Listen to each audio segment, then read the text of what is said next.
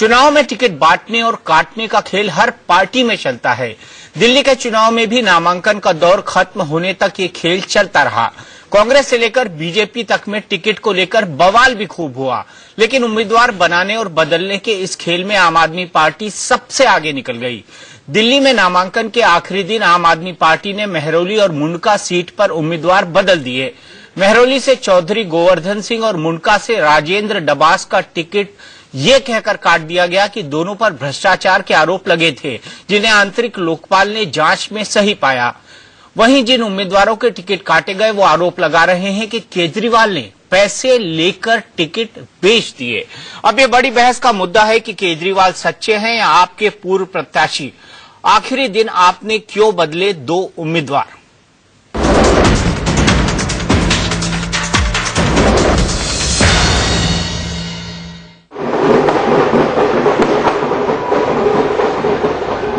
दिल्ली के चुनाव में नामांकन के आखिरी दिन जब सभी पार्टियों के दिग्गज सड़क पर शक्ति प्रदर्शन कर रहे थे, तब दिल्ली की 2 विधानसभा सीटों पर आम आदमी पार्टी के उम्मीदवार सदमे में थे।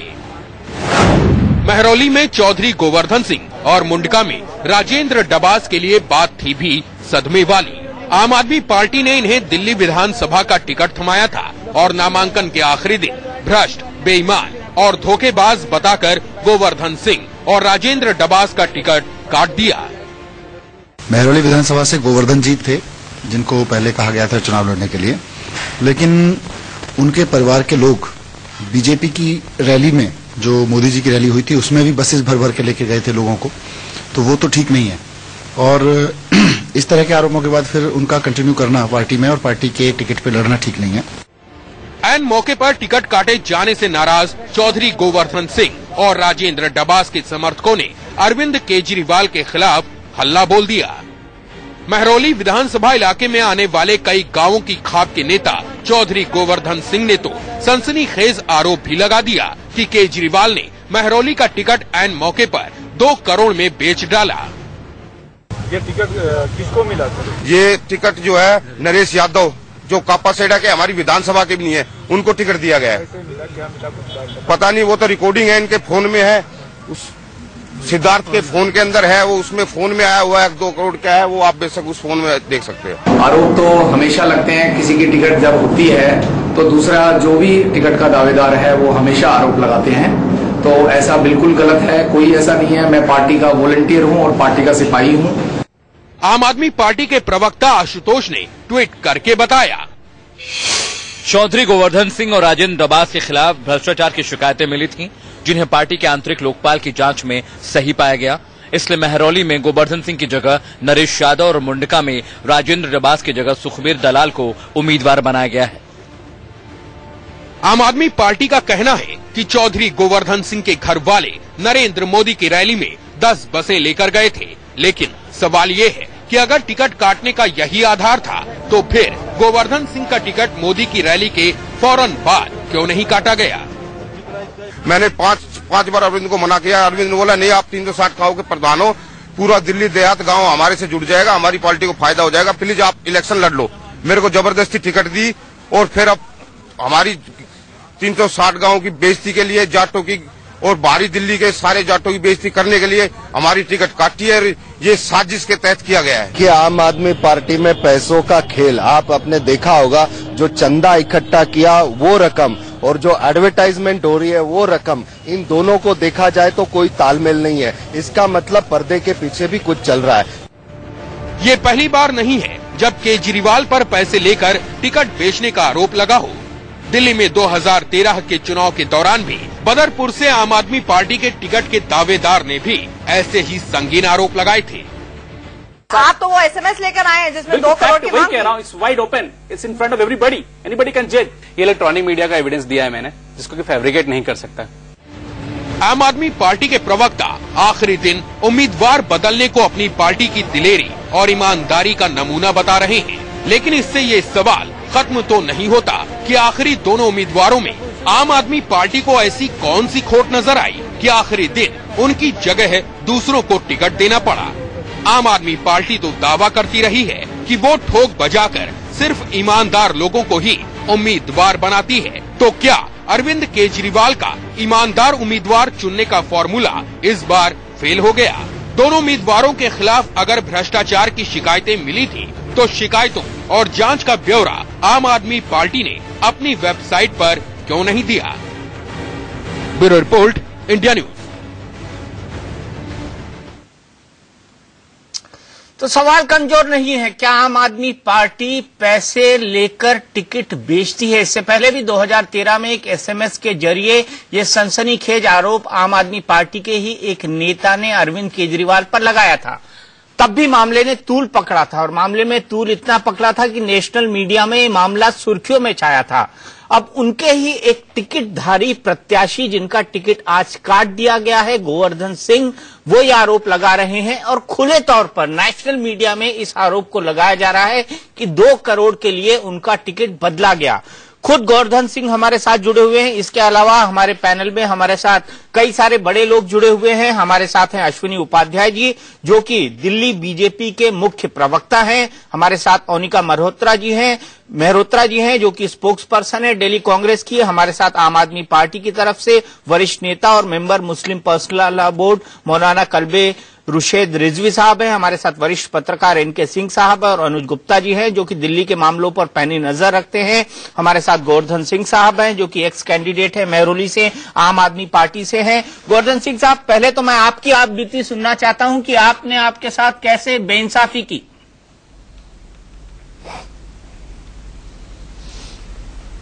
आज निजी चैनल पर आशुतोष ने मेरी कही बात को माना है कि अरविंद केजरीवाल ने मुझसे चुनाव लड़ने का आग्रह किया था।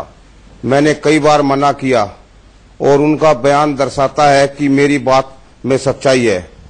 आशुतोष ने कहा कि मैं पुराना वॉलंटियर हूं, जो सरासर गलत है। मैं इनका वॉलंटियर कभी नहीं था।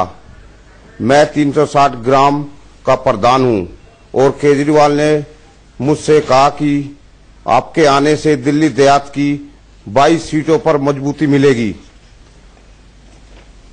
और मैंने आशुतोष से कहा कि मैं उनका पुराना वॉलंटियर हूं, इसे सिद्ध करे और इसका प्रमाण दे। मेरा और मैं मेंबरशिप नंबर दे और इसे सिद्ध नहीं कर पाए तो अरविंद केजरीवाल और आशुतोष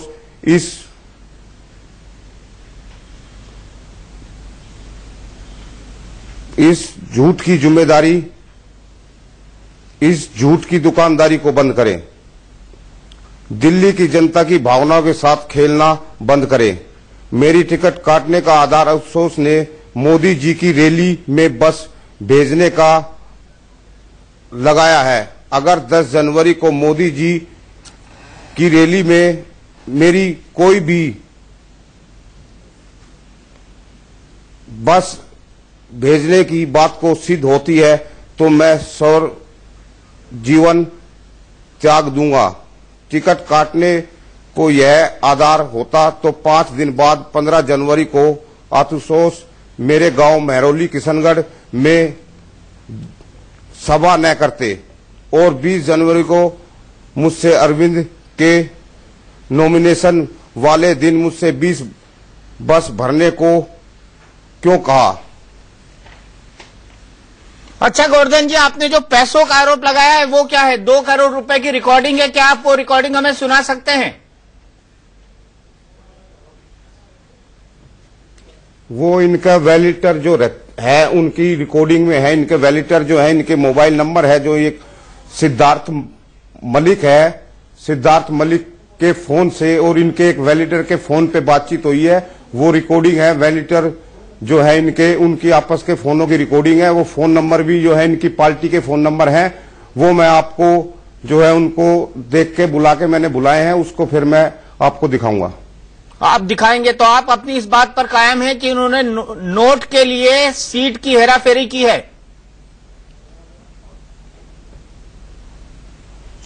वो तो फोन में उनमें रिकॉर्डिंग है। वो फोन जो है वो देखेंगे, उसको फोन वैलिटरों के पास है, उनसे संपर्क किया जा रहा है।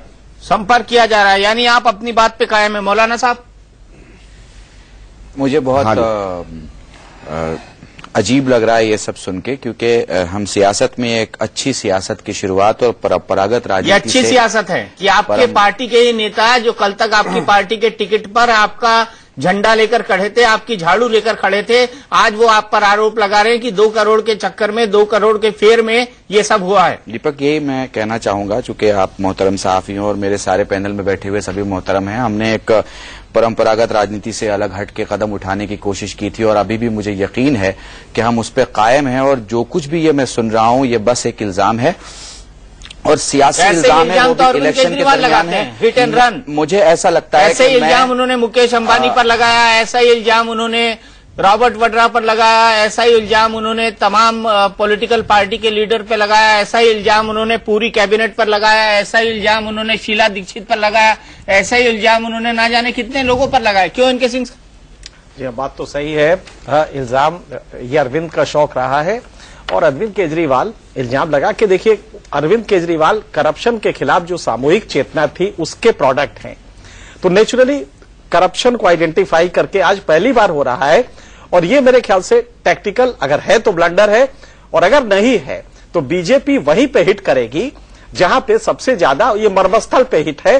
क्योंकि अगर अरविंद केजरीवाल की इमेज को आपने करप्शन के प्लैंक पे टारगेट कर दिया और हिट कर लिया सक्सेसफुली तो अरविंद खत्म हो जाएंगे। तो ये नेचुरली ये भी हो सकता है कि आरोप हो, मैं इस पे नहीं जाना चाहता, लेकिन ये तो जरूर गलती अरविंद केजरीवाल के पार्टी की है कि आप जिन लोगों को आते हैं, अगर हम यही मान ले कि वो बीजेपी का वो कर रहे थे, रोड शो में नरेंद्र मोदी के उनके परिवार के लोग ला रहे थे, तो क्या आपने इन 8 महीनों में, 10 महीनों में या 2 साल में आपने अपने पार्टी में जिसको टिकट दे रहे उसके कंडक्ट को भी पूरी तरह वेरीफाई नहीं किया? नहीं, ये तो कह रहे हैं मैं तो उनका वॉलंटियर ही नहीं था। हाँ, तो कह रहे हैं मैं तो उनका वॉलंटियर ही नहीं था। अगर आशुतोष और ये साबित कर देंगे आशुतोष और अरविंद केजरीवाल तो वो जो बोले मैं करने को राजी हूँ। दोनों तरफ से गलती नहीं, दोनों तरफ से गलती है, दोनों लाजी गलती है। बिल्कुल सही। आप कह रहे हैं कि मैं तो वॉलंटियर ही नहीं हूँ नहीं, तब आप टिकट कैसे देते हैं? आप किसी को बुला के टिकट दे देते हैं। एक तो ब्लंडर ये कहा जाएगा कि आपने अगर वॉलंटियर नहीं है, अगर आपने ट्राइड एंड टेस्टेड वो नहीं है तो आप टिकट क्यों दे रहे हैं? आपका कम से कम प्लान ये माना जाता था कि कम से कम ये सूचिता तो रखेंगे कि आप अच्छे कमिटेड लोगों को लाएंगे जो कि करप्शन फ्री होंगे, क्राइम फ्री होंगे। अगर यही टार्निश आपका हो गया और आप फिर कैसे लोगों को ला रहे हैं? 3 दिन पहले जो आपके पार्टी में शामिल हो रहा है, बीजेपी तो ही करता है, लेकिन अगर आप भी करते हैं तो आप दोनों एक फुटिंग पे खड़े हैं। लेकिन यहां पे ये देखने वाला होगा कि ये पॉसिबल हो सकता है कि ये बीजेपी भी करा रहा हो, कि उनके लोगों को पोच कर रहा हो, उनको अपनी तरफ ले जा रहा हो, और तब जब ये पता लगता हो तो ये निकाल रहे हो, ये सब हो सकता है। तो इसलिए देखना बहुत कॉशियस होकर होगा मीडिया को कि क्या ये एक तरफा है या कहीं ऐसा तो नहीं है कि अरविंद की उस जो इमेज है, जो यूएसपी है उनका, वो है करप्शन के खिलाफ जिहाद का। अगर वो इमेज टार्निश हो रही है तो अरविंद को बहुत कॉशियस रहने की जरूरत है। मुझे लगता है कि अरविंद केजरीवाल अभी भी अगर इसको संभाल ले तो ठीक रहेगा, वरना अगर ये इमेज लगने लगा और जनता को विश्वास हो गया, अभी तो हो सकता है कि ये बीजेपी ने एक स्कीम के तहत किया हो, लेकिन मैं अभी उसमें नहीं जाना चाहता। ना भी किया हो तो आप इस तरह के आपके पार्टी के अगर नुमाइंदे होंगे तो आज यहां छोड़ दीजिए। आप कल जब वो एमएलए बनेंगे उसके बाद भी यही करेंगे, तो क्या आप इस तरह के पार्टी लोगों को ला रहे हैं अपने? बिल्कुल बिल्कुल। यहाँ पे बड़ा सवाल ये उठता है कि अगर मोदी की रैली के बाद, अगर गोवर्धन सिंह पे आरोप है कि उन्होंने मोदी की रैली में 10 बस भर के भेजी, तो 10 तारीख की जगह 11 तारीख को टिकट काट देते, 11 तारीख की जगह 12 को काट देते, 13 को काट देते, 14 को काट देते, 15 को काट देते, 21 तारीख को क्यों काटा? ये भी बड़ा सवाल है। और वो कह रहे हैं कि उनसे भी बस भर के लोग मंगाए गए अरविंद केजरीवाल की सभा के लिए, अरविंद केजरीवाल के रोड शो के लिए। तो मौलाना साहब ये किस तरह की राजनीति है?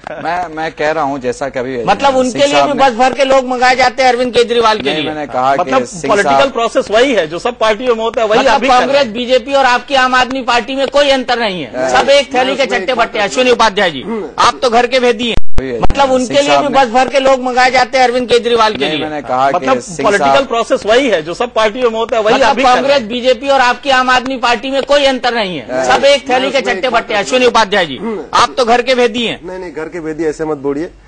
अच्छा, नहीं बोलता। ये बताइए कि क्या अरविंद केजरीवाल की पार्टी में भी यही होता है कि अभी लंका ढहेगी कि नहीं? नहीं, लंका का ढहना निश्चित है, लंका का निश्चित। और आपने बिल्कुल ठीक कहा, हमें पार्टी में बहुत सारे लोग, लेकिन मुझे लगता है कि सोने की लंका है। बहुत सारे लोग मुझे विभीषण के नाम से बुलाते हैं, मैं आपके चैनल पे एक्सेप्ट कर रहा हूँ। पर क्या वो सोने की लंका है? सर जी मैं आपको बताऊं, ये बड़ा गंभीर विषय है। खासतौर पे ये कि एक व्यक्ति जिसने एक ईमानदारी की चद्दर ओढ़ रखी है और उस ईमानदारी की चद्दर को इस तरीके से प्रोजेक्ट किया है कि लोग उसको ईमानदार मानते हैं। दिल्ली में अभी मैंने कैलकुलेशन एकदम आपको रियल डाटा दे रहा हूं, 1200 समथिंग 1250 के आसपास होर्डिंग लगाई गई हैं। 3 लाख रुपए पर मंथ उस होर्डिंग के चार्जेस हैं, यानी 36 करोड़ लगभग 37 करोड़ रुपए पर मंथ खर्च हुआ है। 3 महीने के लिए बुक हुई है, तो यानी 111 करोड़ होर्डिंग पे खर्च हुआ। आप कहते हैं मेरे पास पैसा नहीं है, आप दुनिया को दिखाने के लिए, नौटंकी करने के लिए 20-20 हजार रुपए की थाली और चाय पे ले रहे हैं। अच्छा देखिए, होर्डिंग जो है जल रही है, ये गोवर्धन सिंह के समर्थक उन होर्डिंग्स को जला रहे हैं, उन पोस्टर को जला रहे हैं जिसमें अरविंद केजरीवाल बैठे हुए हैं। नहीं, इनका खर्चा 3 लाख रुपए है, मैं बता रहा हूँ। 3 लाख रुपए में 3 लाख जल गए। 3 लाख रुपए पर मंथ, यानी 36-37 करोड़ रुपए पर मंथ पे खर्चा हुआ, तो 3 महीने के लिए बुक हुई है, तो 1,111 करोड़ के आसपास ही बनता है पूरा डाटा। और आप ये भी देखो कि 20,000 रुपए चाय की कीमत क्यों तय की गई है, क्योंकि आप इलेक्शन कमीशन के उसमें आप रूल के तहत आप 20,000 रुपए तक कैश ले सकते हो। तो बहुत बढ़िया तरीका इन्होंने निकाला है कि आप 20-20 हजार रुपए हमें चाय के नाम पे और कॉफी के नाम पे और थाली के नाम पे आप हमें देते जाओ। ये तरीका इन्होंने निकाला है। सेल्फी के नाम पे भी? हाँ, सेल्फी के नाम पे 2,000 रुपए सेल्फी के नाम पे भी। ये बहुत बड़ा पैसे का खेल चल रहा है। एक इन्होंने चद्दर ओढ़ रखी है ईमानदारी की, और ईमानदारी की चादर के अंतर्गत इन्होंने बहुत बड़ा इस समय खेल कर रहे हैं। दीपक जी, मैं आप 2-3 सवाल आपको और बताऊं। किरण बेदी जी क्या है क्या नहीं, आज उस पर चर्चा नहीं, इसलिए मेरे पास भी आए थे संजय सिंह और अरविंद केजरीवाल जी के बारे में आपको बताता हूं। वो दुनिया को चोर बताते हैं, सारे बिजनेसमैन चोर, सारे नेता चोर, सारे सब कुछ चोर, सारे नौकरशाह चोर। दीपक जी 10 साल की नौकरी में आता हूं मैं आपके पास, गोवर्धन सिंह जी आता हूं आपके पास। 10 साल की नौकरी में उन्होंने कितने चोर नेताओं को पकड़ा, कितनों को भ्रष्टाचार में पकड़ा, कितने लोगों को जेल भेजा, कितने लोगों को सामान जब्त किया, कितने बिजनेसमैन पे ऊपर छापा मारा, कितने इनकम टैक्स में थे ना, उनके पास पूरी पावर थी, उनके पास वो रेड करने की पावर थी, उनके पास सामान जब्त करने की पावर थी, उनके पास वो लोगों को गिरफ्तार करवाने की पावर थी। 10 साल में इन्होंने कितने लोगों को पकड़ा, ये बहुत बड़ा सवाल है। ये जनता को समझना पड़ेगा कि एक ईमानदार आदमी, अशोक खेमका को जानते हैं, 20 साल की नौकरी में 46 ट्रांसफर हुए हैं। वो जहां जाते हैं क्या करते हैं सबको पता है। किरण बेदी जी ने क्या किया आपको पता है, प्रधानमंत्री की गाड़ी तक अगर वो पार्किंग में नहीं थी, ठीक से गलत खड़ी थी, उन्होंने पकड़ लिया। अरविंद केजरीवाल जो कहते हैं हमको 49 दिन में टाइम नहीं मिला, जो एक भ्रष्टाचार मुक्त दिल्ली बनाना चाहते हैं, 10 साल के अपने नौकरी में इनकम टैक्स में कितने लोगों को रेड डाला, कितने लोगों को पकड़ा, कितना सामान जब्त किया, कितने लोग गिरफ्तार करवाया, इसका कोई हिसाब किताब नहीं, उस पर कोई बात नहीं करना चाहते। इसलिए ऐसे एक झूठे, जो ईमानदारी की चादर पहन के एक झूठा व्यक्ति समाज में एक गलतफहमी पैदा कर रहा है, उसको उसकी सच्चाई सामने लाना जरूरी है। और ये जो सामने आपके किए हैं पूर्व प्रत्याशी जी हमारे, ये सिलसिला पिछली बार से चल रहा है, ये लगातार चल रहा है, ऐसा नहीं पहली बार हुआ है। झूठ पे झूठ बोलते हैं और कहते हैं हम तो ईमानदार है। मोनिका मल्होत्रा जी, यहाँ पर सवाल जो आता है वो अरविंद केजरीवाल की कथनी और करनी का आता है। क्या आपको उनकी कथनी और करनी में फर्क दिखाई देता है?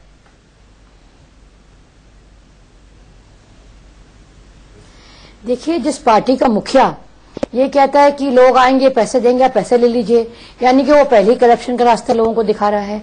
दूसरा, बीजेपी की बात करें तो वैसे ही खरीद फरोख्त में लगे हुए थे कि किसी तरह से बीजेपी के पास नंबर हो जाएं और चुनाव ना कराना पड़े।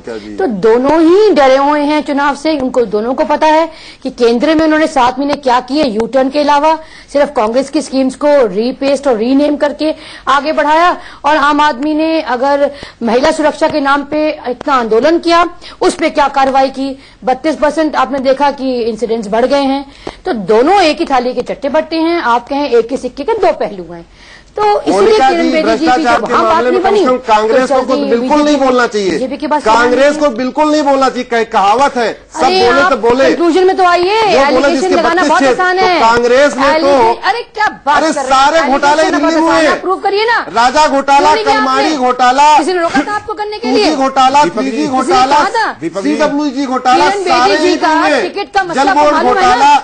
सेकंड क्लास में ट्रैवल करने के फर्स्ट क्लास का लिया और कांग्रेस ने एक नया तरीका निकाला। जब देखा कि हमारा जहाज डूब रहा है, हिम्मत रखिए सुनने के लिए सच्चाई को, बाहर खड़ा कर दिया, सच्चाई से मत भागिए, पार्टी रख दिया। क्या बात कर रही है? सच्चाई से मत भागिए, सच्चाई से मत भागिए। ए टू जेड घोटाला, दिल्ली घोटाले में क्या क्या घोटाले हुए, अभी नए नए घोटाले और भी आ रहे, रक्षा सौदा घोटाला, सारे घोटाले कर दिए, सारा माल खा लिया। दिल्ली में इम्पोर्ट करना पड़ा, दिल्ली में भ्रष्टाचार का गड्ढा नहीं बल्कि खोदा, बल्कि दिल्ली में भ्रष्टाचार का तालाब खोद दिया आप लोगों ने। और आप बोलते हो ये पिछले 15 सालों में जितना क्यों चिल्ला रहे हैं, पिछले 15 सालों में जितना माल खाया है ना, दिल्ली की बात करिए ना, दिल्ली की विकास की बात करिए। दिल्ली को दिल्ली में भ्रम जो आपने पैदा किया है, 10 पैसे खर्च किए, 90 पैसे आपने खाए। केजरीवाल जी केवल 10% पिछले 10 सालों में खर्च हुआ जमीन पे, 90 पैसे। सुनिए जरा आप, 90% माल सारा बैंकों में गया है, इतना 90% माल आपने मिशन के नाम पे सब जगह जाके बोलते हैं मिशन 44, मिशन 35। विजन क्या है आपका? हमारा विजन है दिल्ली को गड्ढा मुक्त बनाना, हमारा विजन है दिल्ली को बिजली कटौती मुक्त बनाना, हमारा विजन है दिल्ली को भ्रष्टाचार मुक्त बनाना, हमारा विजन है दिल्ली को प्रदूषण मुक्त बनाना, हमारा विजन है दिल्ली को साक्षर दिल्ली बनाना। ये हमारा विजन है, हमारा विजन बड़ा क्लियर है। अकाउंट खुलवा दिया कि पैसे आएगा मेरे अकाउंट में, और हम तो ये सोच रहे हैं कि कांग्रेस में परेशान क्यों है। सुनिए जरा, मुद्दे की बात करिए, डिबेट मत करिए। आपके पास नेता नहीं थे, आपके पास चेहरा ही नहीं है जो आपको इम्पोर्ट करना पड़ा। हमारे पास 10 चेहरे हैं, बोलिए आप एक चेहरे से परेशान हैं। अरे आप तो किरण बेदी के आने से कांग्रेस और आम आदमी पार्टी इतनी फ्रस्ट्रेट हो गई है, 2 दिनों इतनी फ्रस्ट्रेट हो गई है, रियलिटी चेक। न तो कांग्रेस के पास कहने के लिए रियलिटी चेक करवा लीजिए, आप तो रियलिटी चेक करवा लीजिए। अब अपना कांग्रेस ऊपर से भ्रमित मत रहिए, काट की हांडी बार बार नहीं चलती। अगर आपका बात कर ले, काट की हांडी तो आपने चढ़ा दी थी मोनिका मल्होत्रा जी, काट की हांडी तो आपने चढ़ा दी थी अरविंद केजरीवाल की। नहीं है जी, काट की हांडी तो आपने चढ़ा दी थी अरविंद केजरीवाल जी। की। नहीं, हमने ये इनके पास इन्होंने कहा कि दिल्ली के लिए हम बिजली देंगे 50%, हम पानी पे रियायत देंगे, तमाम वायदे किए, क्यों ना दें, क्यों ना साथ करें। या अच्छी बात अगर दिल्ली की जनता के लिए कर रहे हैं, लेकिन कर नहीं पाए। हमने तो अच्छाई के साथ दिया कि दिल्ली की जनता को परेशानी नहीं होनी चाहिए, विकास जो हमने करा खत्म रुकना नहीं चाहिए। देखिए क्या मिला, भाग गए प्रधानमंत्री बनने, वाराणसी चले गए। आज दोनों को चैलेंज करिए, किरण बेदी है तो उनके इलाके में आए या अरविंद केजरीवाल उनके इलाके में जाए। शीला जी को चैलेंज किया था ना उन्होंने, अब चैलेंज करें बीजेपी की नेता को भी। जाते क्यों नहीं है? दोनों एक ही पहलू के अलग अलग रूप है, दैट्स ऑल। दोनों एक। अन्ना हजारे जी को क्या इन्होंने किया वो आप देख रहे हैं, उनका फोन कॉल रिसीव नहीं करे अन्ना जी। आप अंदाजा लगाइए व्यक्तित्व पे इनका कि क्या हाल करेंगे। अच्छा, मैं गोवर्धन सिंह जी के पास चलता हूँ। गोवर्धन सिंह जी कुछ बोलना चाहते हैं, गोवर्धन सिंह जी बोलिए। बहुत हाँ जी दीपक जी बोलिए। संजय सिंह का फोन आया मेरे पास 5 दिन पहले। अब जी मैं आपसे मिलने आ रहा हूँ घर पे जी। कहाँ पे हो आप? मगर मैं लाडो सराय हूँ। तो उन्होंने बोला आप मेरे को मिलो, आध घंटे में पहुंच रहा हूँ, धोला को आऊं अभी मैं। तो मैं आध घंटे में कहा जी आ जाओ चर्च रोड पे, वहां पे ऑफिस है मेरा। तो वे आए चर्च रोड पे, तो बोले हमें तो अकेले में बात करनी है। मगर जी चलो, मैं उनको साथ लेके गया, साथ वाले दोस्त के वहां पे फार्म पे।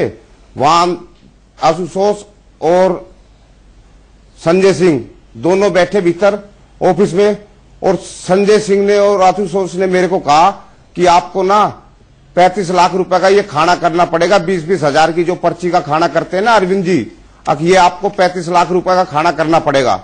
तो मैंने कहा जी मैं ये किसको पकड़ू, 20-20 हजार रुपए किससे मांगू मैं? अगर भाई 20-20 हजार रुपए दो और खाना करूं। मैंने उनको खाना मना कर दिया जी, मैं नहीं कर सकता खाना 20-20 हजार का। मैं किसी को, मैं 360 गांव का प्रधान हूं, सरव खाप 36 बिरादरियों का, और मैं किसी से क्यों 20-20 हजार मांगू? इस पे मेरी इमेज पे भी फर्क पड़ता है। और उससे भी ये उस बात से भी मेरे से नाराज होके और वहां से उठ के चले गए। नहीं तो आप लोकेशन, इनकी फोन की लोकेशन चेक करना, वसंतगुंज आए थे ये नहीं आए थे। इसके अलावा उन्होंने और जो ये कह रहे हैं ना कि ये टिकट दिया, ये मेरे घर पे आए थे। संजय सिंह और नवीन जयहिंद मेरे घर पे खाना खा के गए थे, मेरे पास घर पे आए थे जी आप चुनाव लड़ो। मैं चुनाव लड़ ही नहीं रहा था, मेरे को जबरदस्ती चुनाव लड़ाया गया। और मेरी जो 360 सरव ख्वाब 36 बिरादरी का प्रधान हूं, उसकी बेइज्जती करने के लिए इन्होंने मेरे को टिकट देके टिकट काटा। इसके अलावा आशुतोष और संजय सिंह ने आपसे और अरविंद जी सबको कहते हैं कि आओ मेरे से बहस करो, मेरे से बहस करो। मैं अरविंद जी को बोलता हूं कि मेरे से बहस करे अरविंद जी, बैठ के पब्लिक के अंदर बैठ के अरविंद जी मेरे से बहस करे। अका मैं गोवर्धन प्रधान जी आपसे साथ में बैठ के आपसे बहस करता हूं। मैं आमी सामी मेरी अरविंद जी की जो बात हुई, मेरी संजय सिंह की और आशुतोष की जो बात हुई, वो सारी बातें मेरे सामने बैठ के साबित करे कि मैं सच्चा हूं। अरविंद जी नजर मिला के मेरे से बात करें अरविंद जी, जो भी बात हुई है हमारी। अच्छा ये बताइए, आपने पब्लिक में आए, बैठे डिबेट में बैठे पब्लिक में आके मेरे से बहस करे अरविंद जी। आपने ये बताया कि संजय सिंह और आशुतोष से आपकी क्या बात हुई, आपके अरविंद केजरीवाल से क्या बात हुई, इसका भी खुलासा करिए। अरविंद केजरीवाल से ना मैं संजय सिंह ये भेजे, उसने मका जी मैं तो लड़ूंगा नहीं इलेक्शन, मेरा ये भाई लड़ेगा छोटे वाला, आप ये छोटे वाला कह रहे थे मैं लड़ूंगा, आप अरविंद जी से मिल लो। तो मैं गया, मगा जी मैं इलेक्शन नहीं लड़ूंगा, भाई को टिकट दे दो आप, भाई रुचि रखता है इलेक्शन में, मैं खापो का प्रधान हूं, छत्तीस बिरादरी का प्रधान हूं, मैं टिकट इलेक्शन नहीं लड़ूंगा। मैं अरविंद जी के पास, अरविंद जी के घर पे गया हूं मैं एक बार, और 2 बार मैं अरविंद जी के ऑफिस में गया हूं। अगर जी इसको भाई लड़ेगा, मैं नहीं लड़ू, भाई को टिकट दे दो, भाई को टिकट दे दो। वे नहीं बोले नहीं, 22 ग्रामीण जो सीटें हैं, अगर हम आपको टिकट देंगे तो 22 की 22 सीट हमारे पास आएगी और हमारी सरकार बनेगी। और मैं जो है कल गया अरविंद जी के पास रात को मिलने के लिए, जो मेरे को मालूम पड़ा कि मेरी टिकट काटने लग रहे हैं, तो अरविंद जी ने मेरे से नहीं मिले। मैं पूरी रात वहां पे अपने सारे सबको लेके वहां पे पूरी रात रुका। सुबह मैंने फोन किया तो अरविंद जी के वहां से मैसेज आया कि आप अकेले अंदर आओगे और अंदर कोई नहीं आएगा।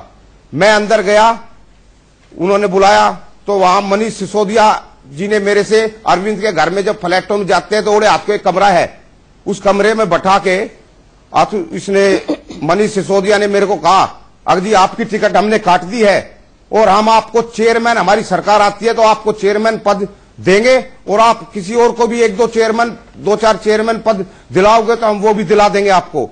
मैंने कहा ये नहीं, ये मेरी जो है 360 प्रधान की बेइज्जती कर रहे हो आप, ये टिकट काट के। बोले नहीं जी, हमारी उसने कमेटी ने ये ले लिया फैसला कि हम आपकी टिकट काटेंगे।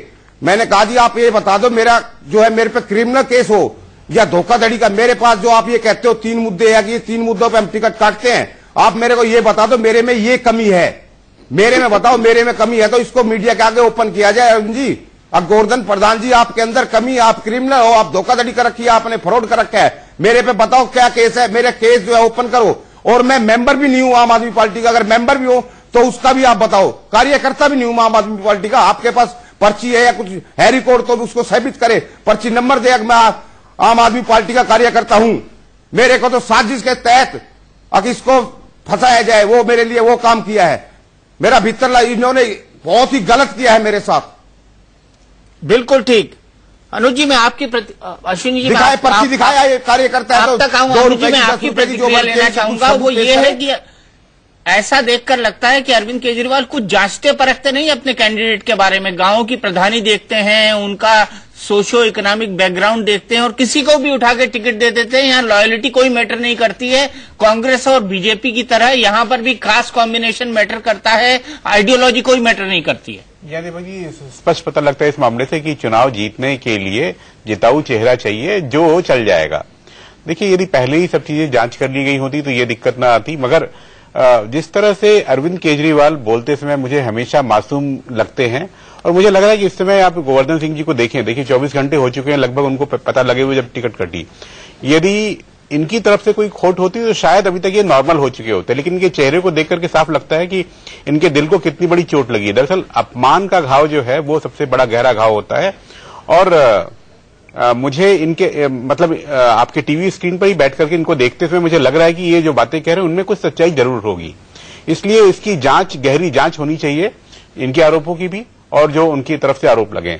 जो आपने कहा, आपके रिपोर्टर ने भी कहा कि यदि 10 तारीख की रैली का कोई मामला था तो 11, 12, 13 इसके बीच में कुछ हो जाता, 14, लेकिन उसके बाद जब इतने दिन के बाद अंतिम समय पे जब आप टिकट काट रहे हो, इसका मतलब है कि कोई और वजह होगी, उसकी कोई और वजह होगी। मौलाना साहब, क्या है? एक चीज हम इसमें कह दें, 2 चीजें बड़ी गौर से आपको देखने वाली हैं, क्योंकि हम लोग जिसमें बैठे हैं एक बड़ा चैनल है जिसका 2 चीजें हैं कि ऐन वक्त पे कोई आदमी किसी को टिकट देता है, और इनका खुद का कहना है कि 20 कॉन्स्टिट्यूएंसीज में ये इन्फ्लुएंस करते, जाट वोट इनको देते, और शायद यही कारण रहा हो कि इनको लाया गया हो अचानक। ये वही कह रहे हैं, ये बिल्कुल यही कह रहे हैं।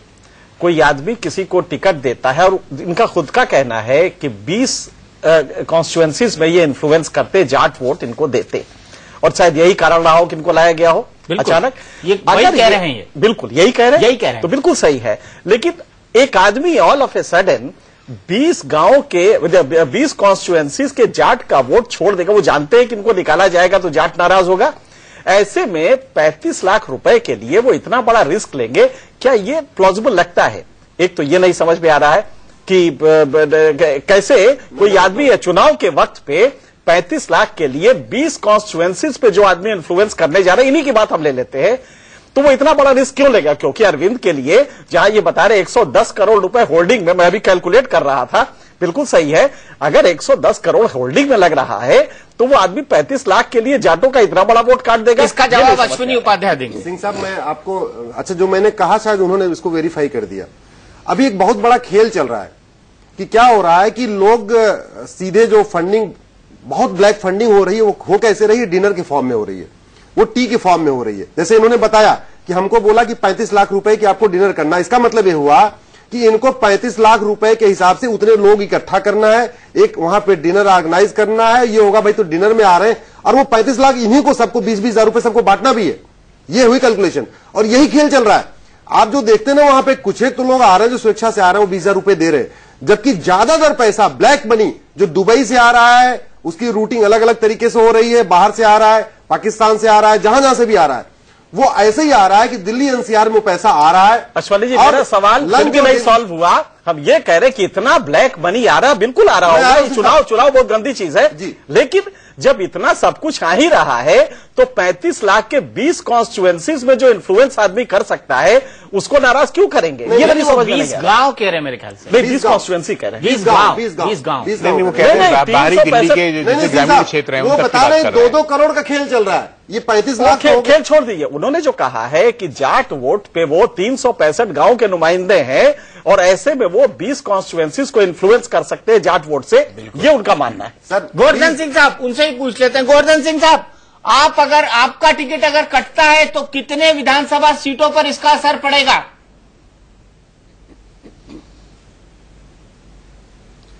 22 विधानसभा पर इसका असर पड़ेगा। मैं 20 ही कह रहा था। तो क्या आपका टिकट काटकर अरविंद केजरीवाल इतना बड़ा रिस्क ले सकते हैं?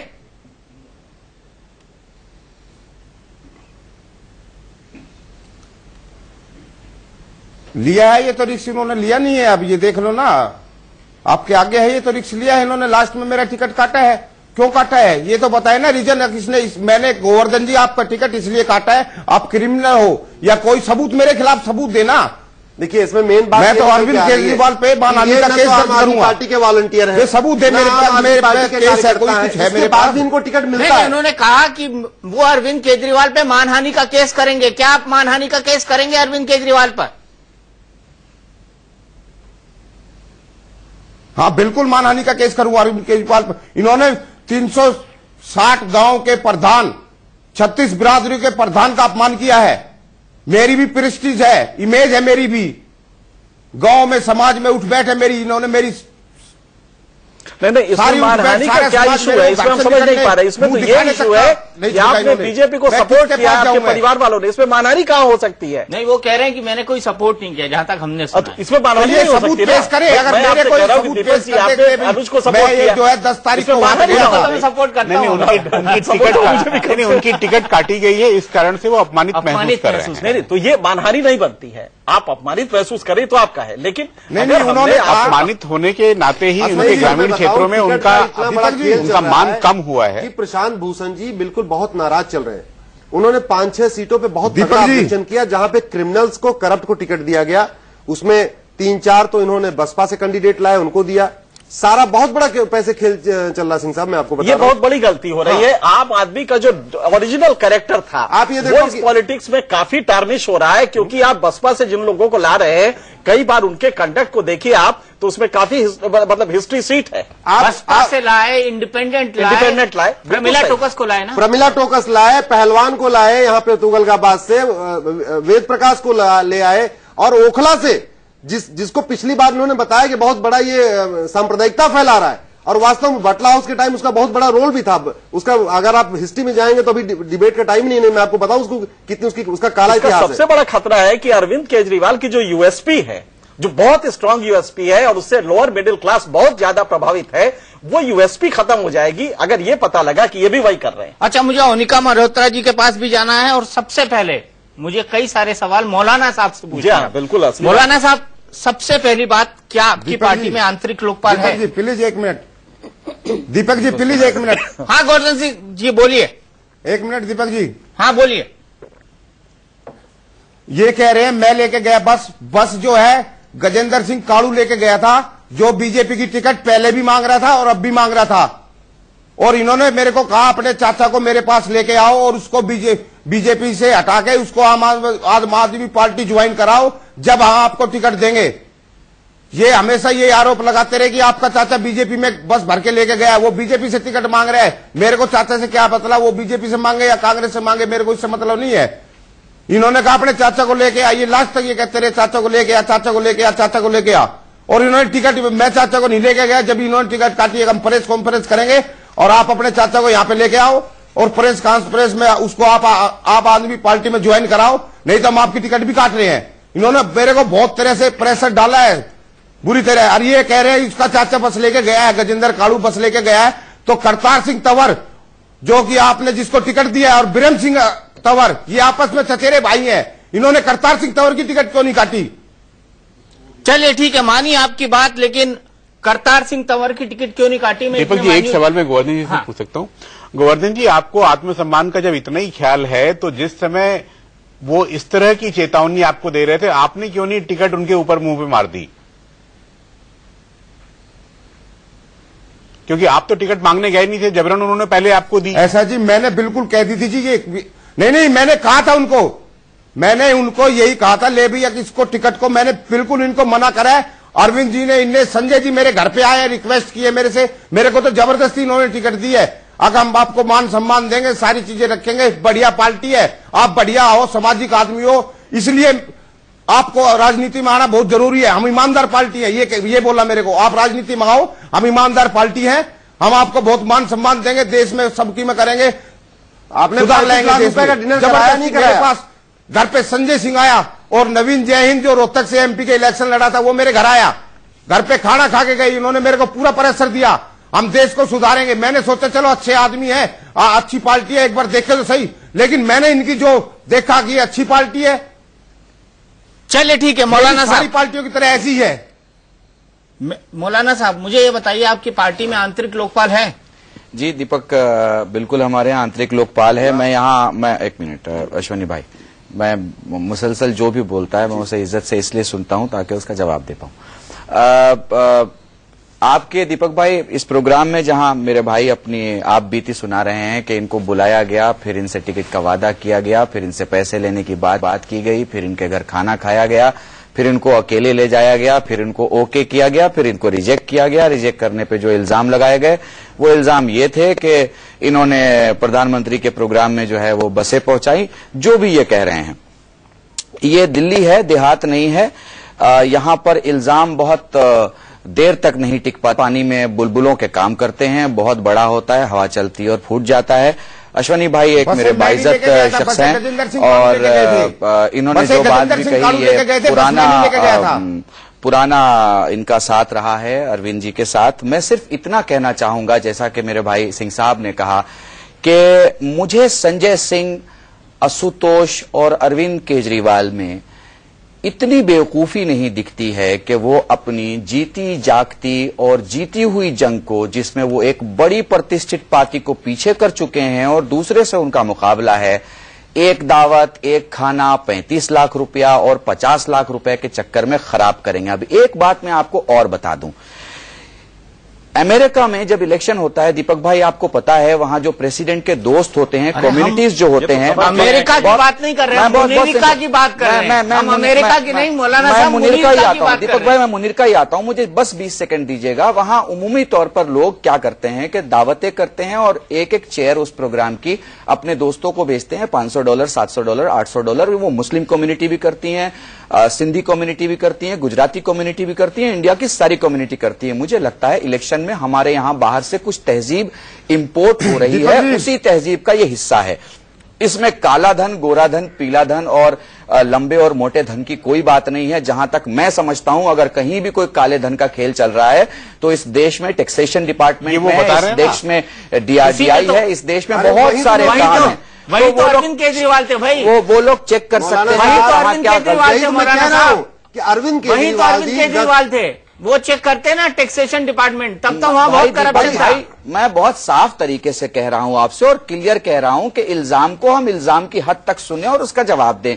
इसीलिए तो केजरीवाल के इल्जाम जो है वो इल्जाम की हद तक नहीं सुने गए, बड़ी बड़ी मीडिया हेडलाइन बने और आप कह रहे हैं कि इल्जाम पानी के बुलबुले की तरह होते हैं। बिल्कुल, दिल्ली शहर में बहुत सारे इल्जाम बहुत सारे लोगों पे लगते हैं और वो फिर खत्म हो जाते हैं। मतलब अरविंद केजरीवाल ने इल्जाम पानी में पत्थर की तरह फेंके? बिल्कुल भी नहीं फेंका उन्होंने पानी के पत्थर फेंका ना और बुलबुला बना और उठ के चला गया। जो इल्जाम लगाया वो कागज पे लगाया, जबान पे नहीं। और अगर मेरा भाई सच्चा है तो मैं इनसे गुजारिश करूंगा, इस अपनी बात को बाहर लेके आए, मीडिया का सहारा लें। बहुत सारे मीडिया का सहारा वो ले रहे हैं अरविंद केजरीवाल, बिल्कुल जिन बातों का वो तस्करा कर रहे हैं उसे साबित करें। चलिए मैं ब्रेक के लिए रुकूंगा, उसके बाद मेरे पास आपके लिए कई कठिन सवाल हैं, क्योंकि उन सवालों के जवाब आप दे पाएंगे या नहीं मुझे इसमें थोड़ा संशय। तो कौन सच्चा है, अरविंद केजरीवाल या आम आदमी के पूर्व प्रत्याशी गोवर्धन सिंह? क्योंकि गोवर्धन सिंह ने एक एक करके कई सारे आरोपों की झड़ी लगा दी है आम आदमी पार्टी से। मौलाना साहब हमारे साथ है। मौलाना साहब, आपकी पार्टी में आंतरिक लोकपाल है? जी बिल्कुल, हमारे यहाँ है, आंतरिक लोकपाल है। लोग स्टडी करते हैं, बताया जाता है, समझाया जाता है। कौन है इस आंतरिक लोकपाल में? देखिए, जो लोग हैं, जैसे जो दिल्ली के इंचार्ज हैं, संजय सिंह हुए, आशुतोष हुए, ये सारे लोग जो हैं ओहदेदार हैं और अपने लोकपाल है? नहीं, ये लोकपाल तो नहीं है, लेकिन बहरहाल नजर रखते हैं, नजर रखते हैं, यही लोकपाल नजर रखते हैं। दीपक भाई, आपको पता है लोकपाल की प्रक्रिया क्या है आम आदमी पार्टी? ये लोकपाल नहीं है, रामपाल है ये। देखिए, जहां तक अश्विनी भाई कह रहे हैं, ये मुझसे ज्यादा बेहतर समझते हैं अपने नजरिए से। मैं अपना नजरिया पेश कर रहा हूँ। जी दीपक जी, देखिए मैं आपको बताऊं, एक लोकपाल पहले नियुक्ति हुई थी। आप बताइए कि कैसे इनकी लोकपाल की प्रक्रिया टूटी और कैसे प्रशांत भूषण और अंजलि दमानिया की जांच नहीं हो पाई? थोड़ा ज्ञानवर्धन कर दीजिए आप मौलाना साहब का। अश्विनी भाई, लोकपाल के लिए ये हुआ था कि इसमें हाईकोर्ट 3 लोगों की कमेटी होगी, जिसमें निश्चित रूप से एक हाईकोर्ट का जज होगा अथवा सुप्रीम कोर्ट का जज होगा, रिटायर्ड। और जो पहली कमेटी बनी थी उसमें एल रामदास जी थे और एक जज थे और एक सोशल एक्टिविस्ट थे। 3 लोगों की कमेटी बनी थी। लेकिन उसके बाद प्रशांत भूषण जी वाला केस, अंजलि दमानिया जी वाला केस वहां ट्रांसफर किया गया, उनसे कोई राय नहीं ली गई। उसके बाद मनीष सिसोदिया, अरविंद जी का बयान आ गया 10 दिन बाद कि हमने इंक्वायरी करा लिया है और जांच में सब सही पाया गया। तो वो 3 बेचारे क्या करते हैं, वो शर्म के मारे मीडिया में नहीं आए, चुपचाप जो है लोकपाल का अपना जो है वाइंड अप कर लिया, दुकान निकल गए। उसके बाद से जो लोकपाल है वो संजय सिंह है और संजय सिंह लोकपाल नहीं, इनफैक्ट मालपाल है। इस समय माल कमा रहे हैं वो यही काम करके। तो लोकपाल वाली कहानी तो खत्म हो गई है, लोकपाल की कहानी खत्म हो गई। हाँ। तो आशुतोष रामपाल है? हाँ, लोकपाल नहीं, ये लोकपाल नहीं, ये रामपाल है और मालपाल है। माल तो बताइए, ये आंतरिक लोकपाल, मैं आ रहा हूँ गोवर्धन सिंह जी आपके पास, तो ये आंतरिक लोकपाल की कहानी झूठी है आपकी?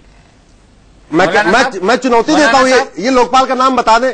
मैं आपके चैनल पे खुली चुनौती देता हूँ, ये लोकपाल का नाम बताएं। 3 लोगों का अगर लोकपाल है तो लोकपाल है ही नहीं है। बताइए मौलाना साहब, वही 3 लोगों का नाम बताइए। आपको चुनौती है, 3 लोगों का नाम बताइए जो आंतरिक लोकपाल है। दीपक भाई, 8 तारीख तक मेरे ख्याल से कई शो होंगे और मैं आपसे वादा करता हूं कि मैं अगले शो में लोकपाल के प्रक्रिया में कौन कौन लोग हैं, उनके घर का एड्रेस क्या है, लैंडलाइन नंबर क्या है, मोबाइल नंबर क्या है, सब चलिए कल आपको फिर बुलाया जाए, आप बताएंगे आंतरिक लोकपाल के बारे में। बिल्कुल। तो आप ये भी पता करके आइएगा कि 10 साल की नौकरी में उन्होंने किसी के ऊपर छापा मारा, किसी भ्रष्टाचारी को पकड़ा, कुछ किया क्या? और ऐड कर दूं, आंतरिक लोकपाल है क्या? आप तो इतना स्टडी करते हैं, पढ़ते लिखते हैं, आप बताइए आंतरिक लोकपाल है क्या, जिसका ढोल पीटा गया था आम आदमी पार्टी? जी हाँ, बहुत अच्छा बनाया था शुरू में। मुझे याद है कि उस समय नॉमिनेशंस हुए थे, लेकिन वो बाद में चल नहीं पाया। तो अब मेरे ख्याल से वो है नहीं, नॉन एग्जिस्टेंट है। अगर है भी तो कहीं किनारे पड़ा हुआ है। लोकपाल तो आज झूठ बोला गया कि आंतरिक लोकपाल की प्रक्रिया में इन दोनों को भ्रष्टाचार। तो वेबसाइट पे डाल दे, उसमें बहुत अच्छी बात है कि तो कहां डाला? मौलाना साहब, मेरा अगला सवाल है, कहां डाला वेबसाइट पर? कौन सी वेबसाइट पे डाला गया? गोवर्धन सिंह के बारे में और साथ ही साथ राजेंद्र डबास के बारे में कौन सी वेबसाइट पे? आइए मैं आम आदमी पार्टी की वेबसाइट खोलता हूँ। अरे नहीं दीपक भाई, आपको वेबसाइट खोलने की जरूरत नहीं है। मैं कह रहा हूँ कल आपको सारी जानकारी मिल जाएगी। एक गलती कर रहे हैं, आपको तैयार होकर आना चाहिए था। लोकपाल उनके यहाँ क्या है, कौन है इस समय लोकपाल, कितने मेंबर्स हैं, क्या प्रक्रिया है, ये मेरे ख्याल से आशुतोष सफेद झूठ बोल रहे हैं। मैं आपको बता रहा हूँ, आशुतोष सफेद झूठ बोल रहे हैं। लोकपाल वहां पे एग्जिस्ट कर ही नहीं रहा है। एक बार लोकपाल बना था, बना था। हाँ, लेकिन जैसे ही उन्होंने लोकपाल को किनारे लगा दिया, बेचारे लोकपाल जितने थे वो शर्म के मारे अपना अपना काम उन्होंने शुरू कर दिया। वो फिर दोबारा पछड़े पड़े नहीं। उनको पता था ये खुद ही सर्टिफिकेट दे रहे थे, हमारी जरूरत क्या है। अच्छा मौलाना साहब, आखिरी सवाल आपसे, आप कैंडिडेट किसी को भी उठाकर चुन लेते हैं? पहले तो ये होता था कि 500 लोगों के फॉर्म होते थे, उस पर सिग्नेचर होते थे, वार्ड से सिग्नेचर होते थे, कहीं से क्या बोलते हैं कि असेंबली सेगमेंट से सिग्नेचर होते थे। उसकी प्रक्रिया ये थी कि वहां जनता से पूछा जाता था, भाई ये कैंडिडेट, इसके बारे में आप लोगों को कुछ कहना है। फॉर्म भरे जाते थे ना सर, बहुत जबरदस्त। टेलीफोन नंबर भरे जाते थे, फिर टेलीफोन करके पूछा जाता था कि इस आदमी के बारे में आप जानते हैं, पब्लिक में जाके। और आजकल तो गोवर्धन सिंह और रमेश डबास, राजेंद्र डबास, किसी को भी टिकट दे देते हैं आप, और वो कहते हैं कि मैं तो वॉलंटियर हूं ही नहीं। तो आपके यहाँ भी ऐसी छिन्न भिन्न प्रक्रिया शुरू हो गई है मौलाना साहब? दीपक भाई, मैं दीपक भाई, मैं यहाँ इतना कहना चाहूंगा। देखिए, सबसे पहली बात यह है कि जितना मैं जानता हूं और जितनी जानकारी मेरे पास है, अगर कोई कमी होती है और हुई है तो उसको फौरन ठीक किया जाता है। हमारे यहाँ वो वैसा ही रहता नहीं है। दूसरी बात, नॉमिनेशन के आखिरी दिन ठीक किया जाता है। अगर नॉमिनेशन के आखिरी दिन ठीक किया जाता है। दीपक भाई, मैं आपसे सिर्फ इतना कहना चाहूंगा, चूंकि सारा हिंदुस्तान आपको और मुझे सुन रहा है, आम आदमी पार्टी में अगर हम बहुत नजदीक जाके देखते हैं तो अगर मैं अरविंद की बात करूं, जिसकी मैं बात कर सकता हूं, वहां कहीं कोई कमी नहीं है। अगर अरविंद के नीचे मैं 2-4 लोगों की बात करूं तो बहुत मुमकिन है कि किसी को एतराज हो। ओखला में जिसको टिकट दिया है, रिजवी साहब, ओखला में जिसको टिकट दिया है, आतंकवादियों का समर्थक है कि नहीं हो? सही राम तुगलकाबाद से जिसको टिकट दिया वो क्रिमिनल है कि नहीं है? आरके पुरम से जिस प्रमिला टोकस को टिकट दिया है उसके ऊपर करप्शन की चार्जेस है कि नहीं है? पालम से जो भावना गौर को टिकट दिया है उसके ऊपर कोर्ट ने पेनाल्टी लगाई, उसने दूसरों का मकान कब्जा किया है कि नहीं किया है? चलिए एक बार चलते हैं हम ओनिका जी के पास। ओनिका जी, बड़ा सीधा सवाल है मेरा आपसे। आप तो बड़ी खुश होंगी कि आम आदमी पार्टी का कांग्रेसीकरण हो गया है, और कांग्रेसीकरण होने के बाद आप एक बार फिर से उनको समर्थन देने के लिए तैयार हैं इन चुनाव के बाद?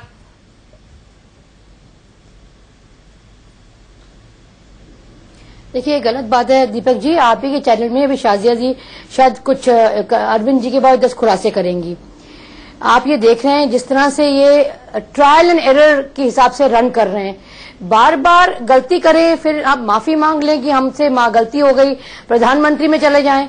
शाजिया इल्मी जी को एमएलए लड़ाते हैं, एमपी का टिकट देते हैं, उसके बाद वही खुलासा करती हैं। तो आप देखिए कि किस हिसाब से ये जनता को गुमराह कर रहे हैं। तो जिस तरह से एक बार आपने एक परसेप्शन दिया कि हम बहुत ऑनेस्ट हैं, क्लैरिटी से करेंगे, ठीक उसी अनुरूप आप अपने ही मंच पे मोदी जी का बैनर लगाते हैं।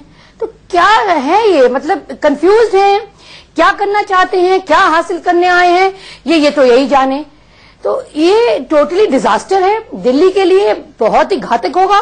दोबारा से अगर दिल्ली की जनता इस तरफ रुख करती है तो जिस तरह से 49 डेज में हमने देखा, तो ये दिल्ली का आप ये सोचिए अंत है कि विकास की डोर बिल्कुल ही खत्म होगी। दोबारा से ये लोगों को ये देखना पड़ेगा कि जिन पार्टियों ने झूठे वायदे किए हैं उनको किस तरह से दिल्ली पूरी तरह नकारे, तब जाके दिल्ली दोबारा से पटरी पे आएगी और दोबारा विकास की राह पे आएगी।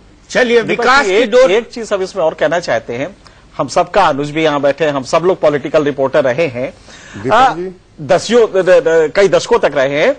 आमतौर पे ये होता है कि जो पैसे का लेन देन कैंडिडेट से होता है, अव्वल तो कैंडिडेट को दिया जाता है, लेकिन जो पैसे का लेन देन होता है वो टिकट के पहले ही कर लिया जाता है।